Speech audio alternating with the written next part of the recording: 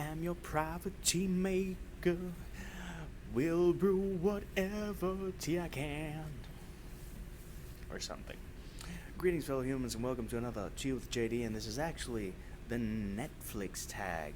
I was tagged by Sage from Sage Knows What's Up. Great booktuber, great channel, great content, cool person. It's awesome the people that we meet here. And Sage is definitely one of those cool people. So, cheers, Sage. This tea is for you and for this tag. So, Netflix book tag. Question number 1. Recently watched. The last book that you finished reading. Flow, the Psychology of Optimal Experience by Mihaly Hamlamalama. Have no idea how to spell his name or pronounce his name. If anyone has any idea on how to pronounce his name, by all means, let me know, because I'm completely clueless. There are way too many consonants in that last name, and the book is too good to butcher his name. So Mihaly, or Mihaly, or however the hell you pronounce his name, it is a phenomenal book, and I will be doing a video review soon. Question number 2, top picks. A book or books that have been recommended to you based on on a book that you have previously read. For the longest time, people recommended Discworld until I finally read it, and I was like, I'm such an idiot. Why did I take so long? And people go like, I know.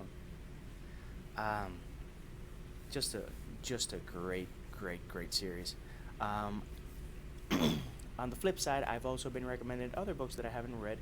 First off, the Mistborn trilogy, or the Mistborn series. I've heard some fantastic things about that series, and I do want to check it out. And also the Raven Boys, I've been recommended intensely, so I shall have to do something about that. And obviously Game of Thrones. And I've not read Game of Thrones, the Raven Boys, or the Mistborn trilogy. It's not a trilogy. It feels like it should be a trilogy because it sounds well when you say Mistborn trilogy. I don't know. It's a series that's apparently very fascinating. Question number 3, recently added. The last book that you bought is The Gunslinger by Stephen King. I want to read it so I can participate in one group discussion. I suck at TBRs. I suck at readathons. I suck at buddy reading, and I suck at reading in groups. Not for lack of trying. But I do hope that I can participate in that so that I can also enjoy Goodreads more, because right now Goodreads, I use it to connect with people and kinda and to document my progress reading. Not much else. Question number 4, popular on Netflix. Books that everyone knows about. 2 that you've read and 2 that you have not read or have no interest in reading. If I have no interest in reading, I'm not going to mention it. But, or actually, I'm going to do 2 and 2. 2 that I've read. Let's go the graphic novel route to say something different and not say Harry Potter, which everyone says. Sin City and Watchmen. Both great graphic novels. One is noir, very violent, very intense, very good. Watchmen is... It should be considered the best graphic novel out there because it does not work in another medium that is not a graphic novel. They tried to do a movie. They did the best that they could, but it is truly... And you could... It needs the comic format to be as good as it is.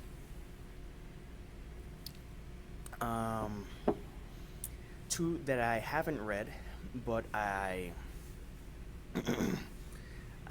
haven't read, but that I'm very interested because I see all the hubbub. 6 of Crows and The Name of the Wind. And The Night Circus. And 2 things that I'm super not interested in reading. Twilight. And it would take a lot to convince me to give another shot to another Percy Jackson book. I need someone to tell me, no, the first book was kind of weak. Read the rest. Maybe you'll enjoy them, because the first book and I felt like an old fart, and I did not enjoy that feeling.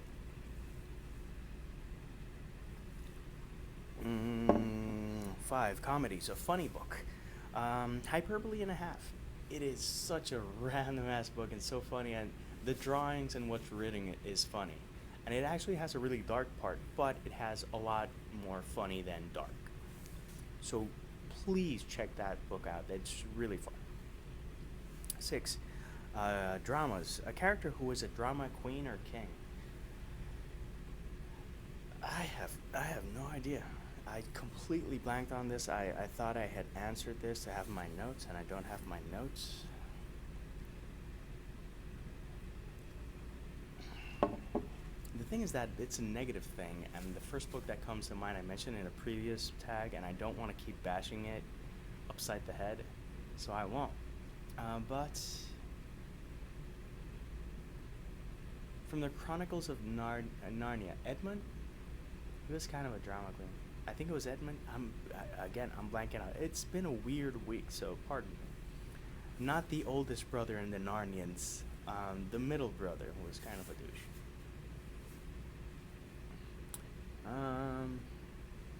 I'm sure I could think of something better, but I just didn't do the research. Sorry. Question 7, animated. A book with cartoons on the cover. The Phantom Toll Booth.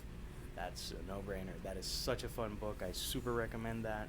People of any ages, if you want to feel like a kid and have a lot of fun, that is a fantastic and phenomenal book.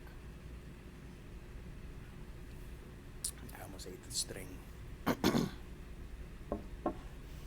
8, watch it again. A book or book series that you want to reread. Harry Potter, Preacher, Dune, Sandman, Little Prince. The list goes on and on. There are a couple of things that I really want to reread, and the things that I want to reread are the things that I want to keep. A lot of poetry I want to reread to give it another perspective, another flavor, to let time and experience of life give me a new set of eyes to see that work. Question number 9, Documentaries, a nonfiction book you'd recommend to everyone. I mentioned Flow. I really recommend that book to everyone. And the Book of Five Rings by, I think it's Miyamoto Musashi. I'm not sure on the author, but it is the Book of Five Rings. One thing that I got from that book, and I'm going to reread that one as well.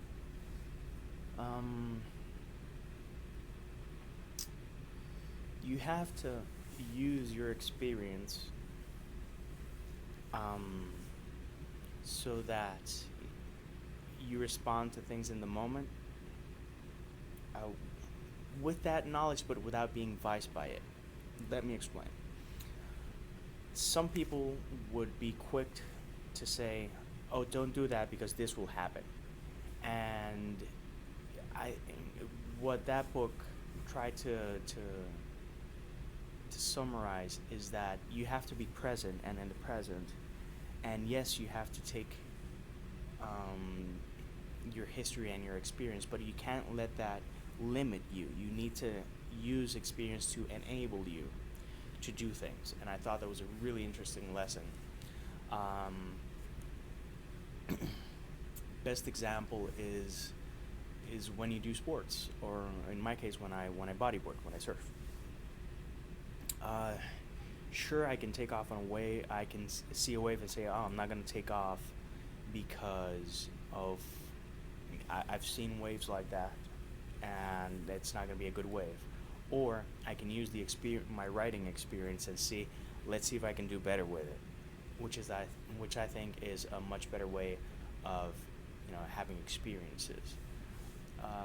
The way that you can empower yourself or get tools to enjoy life more and not be bound by the past, but it's to grow wiser, not warier or more afraid. It's wiser, and I think that's a good lesson to share with people.